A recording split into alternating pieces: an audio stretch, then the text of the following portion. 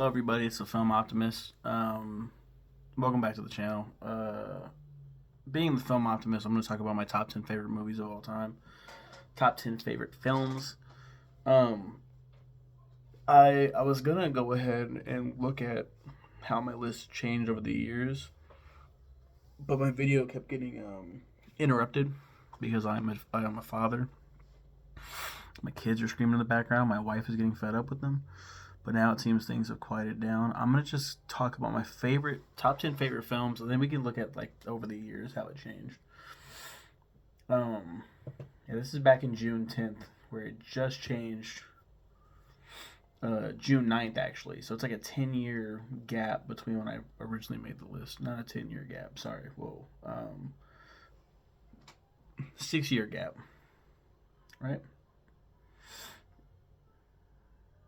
Yeah. Number 10 is Spider Man Across the Spider Verse. Right now, right, let's get this out of the way. It's the only Spider Man movie on my list. So whenever I do like a Spider Man ranking, here, we'll do that now. We'll do a little bonus ranking. No, we won't. We'll do that. We'll do that for another time. um, yeah, Across the Spider Verse. Spider Man Across the Spider Verse is amazing. I love the animation. I love the story. I think it's a great sequel to Into the Spider Verse, which is amazing as well.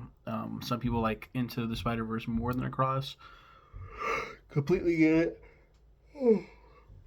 Across the Spider Verse made me feel just as good as the first one. I feel like they're both interchangeable.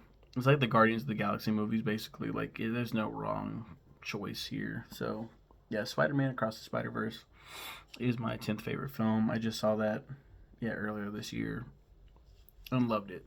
My daughter's third film that she's seen in theaters, and her first with her nana. We have a the tradition, me and my mom, of seeing every Spider-Man movie in theaters except the third one. We didn't see that one for whatever reason. My ninth favorite movie. The fuck, man. Favorite movie. My ninth favorite film is Love Actually. Great ensemble cast.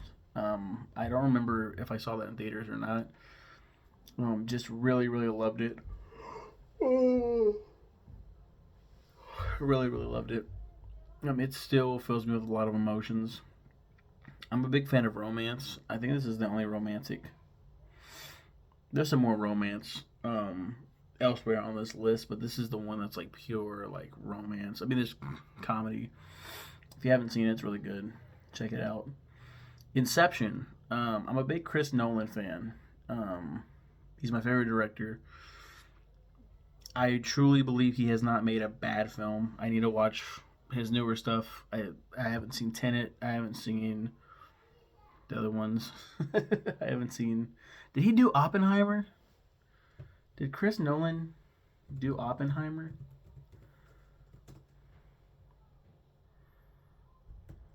Did he? Yeah, he did. Heard really good things. But Inception, I saw in theaters.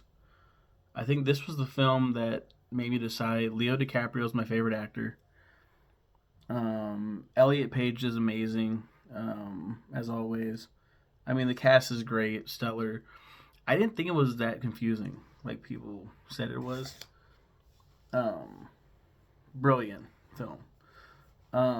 But there is one. Wait, no, this isn't Chris Nolan. This is actually not Chris Nolan, but it is another Leonardo DiCaprio. This is Scorsese, I think. The Departed.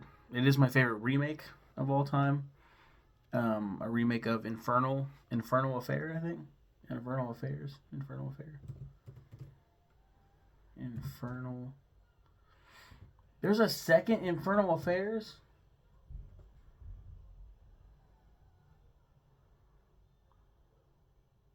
Two and three. What? I didn't know that, and I gotta watch those. Um, I would say that The Departed is even better than Infernal Affair. Not my affairs. Yeah, The Departed was so good. It was a request for the page for my Nick's reviews page, and it just it blew me away. A lot of twists and turns that really like had me gasping. Fantastic film. Definitely worthy of my top 10. Kung Fu Hustle. Kung Fu Hustle was a film that I watched on Comedy Central like at 1 in the morning. I remember laying back and it was like, next up, Comedy Central, Kung Fu Hustle. And I'm just like, whatever. And again, blown away. There's romance in this one as well. It's a lot of heart, a lot of silly, wacky effects, but also really good fight scenes. Did I already say comedy? The comedy's good. Really fucking love that film. Um, yeah, Kung Fu Hustle. Now we're into the top five. This is where things get really real. Number five is World's Greatest Dad. I'll try not to get emotional here. I don't want to talk too much about these films because I'm going to review them eventually, each individually. World's Greatest Dad. I don't think this one was a Nick's Reviews one. I think I just watched this randomly. I love Robin Williams. Of course, this is before he passed away. And it's a film. The soundtrack's great. It's a shocking movie. It's very shocking. And then has one of the best performances of Robin Williams breaking down ever. Probably one of the best scenes I've ever seen of anyone breaking down. Just you feel like your soul is just like feeling so hard. You feel so bad for him. You feel for him. You feel for him so badly. I don't know. My favorite Robin Williams film, honestly. Hook is up there too. It's another good one. Not in my top 10. Oh god. But yeah, just really hits me hard every time I see it. Yeah, World's Greatest Dad. It's it taught me a lot. I think it hit me really hard, especially because I had a friend in high school named Luis Rodriguez, who sadly passed away due to a drug overdose. And a lot of people came out of the woodwork and were like, he was like my best friend. He was my best fucking friend. We hung out all the time. I'm gonna miss him so much. And it was bullshit. Like nobody hung out with Lewis. Like that was the whole reason why he left KC in the first place. He left Kansas City, went to Oklahoma for like the 1%, 1% protests. 99%, 1%. And it was very, very depressing. And this film, something similar happens in that. And I remember watching it and just like I felt it, just like wow, this is what happened to me. Because me personally, we'll talk more about Lewis in another video, but to mention just real quick, I felt guilt, like an immense guilt for not hanging out with him more. And I wasn't about to sit here and be like, he was my best fucking friend. We hung out all the time. I wasn't gonna make shit up. I was gonna I wish we would have hung out more. And I still do. I miss that dude every day. Dogma. Now, this is interesting because Christopher Nolan is my favorite director of all time. I think he cannot make a bad movie, as I mentioned. Inception's on here. Fuck, dude. Kevin Smith is one of my favorite filmmakers of all time as well. He's probably my second favorite. I love his View Askewniverse. I love Red State. I love Tusk. I love Yoga Hosers. I love Jersey Girl. I love these movies. I don't think he's a terrible person. I think he's awesome. I just think he's awesome. And Dogma is a film that tackles religion in a very genius way, I feel. And I feel like it also has Ben Affleck's best performance ever. Ever. He has this scene with Matt Damon. They're Loki and Bartleby. Bartleby and Loki. Ben Affleck is Bartleby. He is the level-headed angel. He's kind of disillusioned with heaven. They're both fallen angels, actually. Loki is like this murderous angel. He's the one that's unhinged. And they both come off as very, like, just talky, chatty guys until Loki starts killing people, which, you know, to an hilarious extent. And Bartleby's just like, fuck, like, you know, he lets him do it, but he's like, we gotta stop, you know, putting too much. Within Bartleby mentions in the parking garage, he's going up and he's challenging God himself. Like, he's going up there, he's going to challenge God and take the throne. And Loki's like, whoa, back up. We can't do that. And Bartleby is like, don't you get it? And like, the best line delivery ever. I think it's Affleck's best acting. My top three. These are really, really close to my heart. My top four haven't really changed over the years at all. Yeah, not at all. That's pretty cool. Yeah. Number three is Dancer in the Dark. Very polarizing film. Another film that I did for my Nick's reviews. Stars Bjork, singer Bjork. That some people, you either love her or you hate her. I love her. A lot of people do not. I understand if she's not your cup of tea. She's mine, and I think she plays a very adorable character. Very relatable character. Just a character that you want to root for. She's an immigrant. You really want her to succeed in her in life. Very interesting take on the musical genre. We'll talk more about it whenever I review it here. I love this film, and I get so emotional, and my wife gives me so much shit for it. Like, how do you like this movie? What are you talking about? Like, I was getting so just worked up, and she's just like, you can't be serious. This can't be your top three. This can't be your top three. And before Into the Spider-Verse and Across the Spider-Verse were in my top 10, I only had one animated film in this entire list. So, number two is The Warriors. Over the years, you know, my favorite films have fluctuated. Maybe Willy Wonka and the Chocolate Factory, Wizard of Oz, Full Metal Jacket, because my dad, it's quite a jump there. James and the Giant Peach is a really good one, but I don't know if that was ever. I think did I mention at the top of this video Aladdin? When I was a kid, I really loved Aladdin.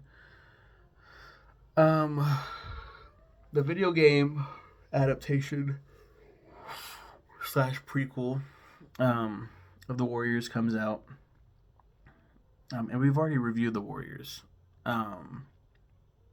Loved this film for the longest time, so yeah, we've already reviewed this one, and it wasn't until 2000, was it not 17, because my wife and I are together, 2011,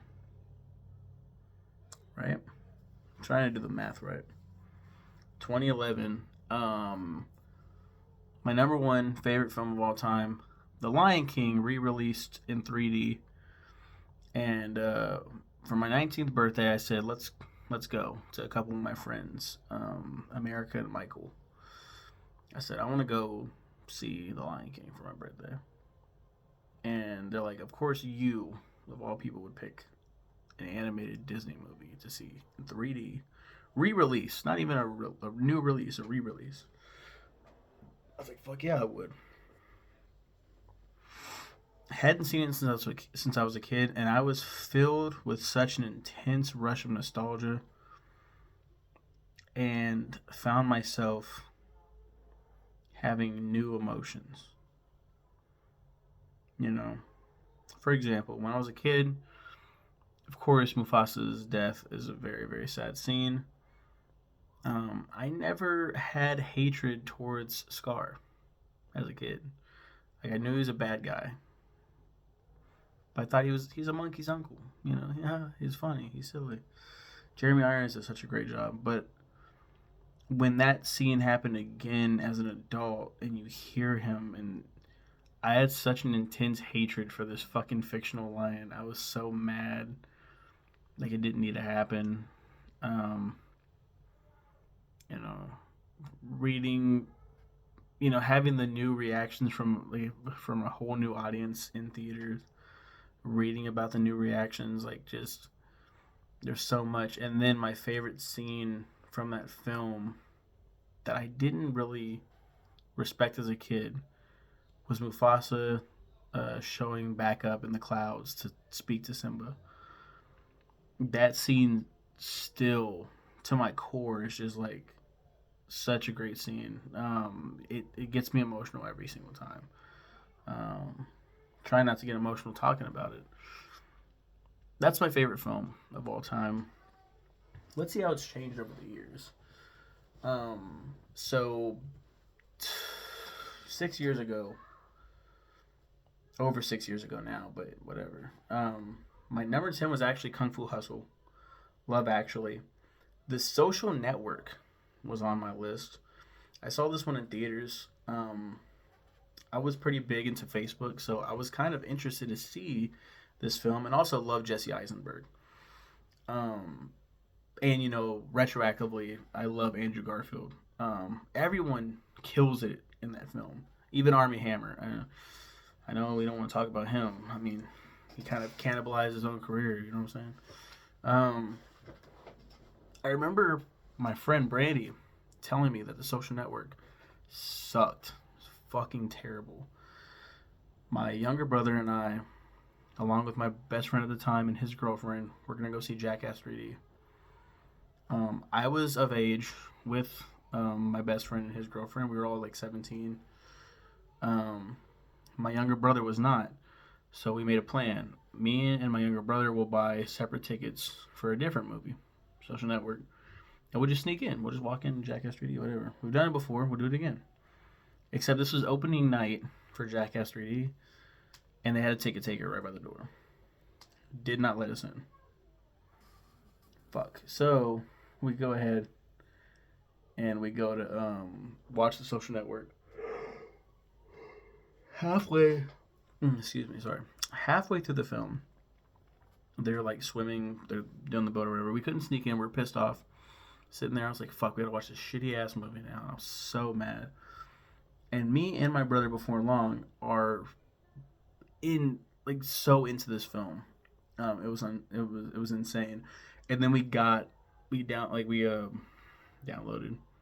I think we rented it or we bought it, and we watched it from the beginning. And we're like, this movie is so fucking good. Social Network is so good. It's just the other movies are much better, more close to home.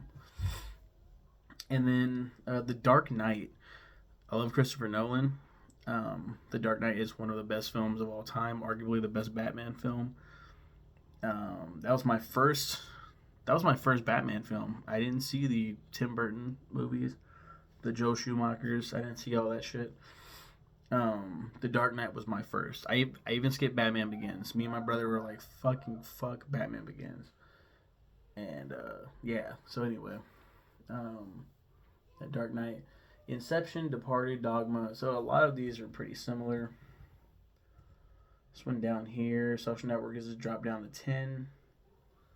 This is a later on in the year, like 3 months later, 2 months later.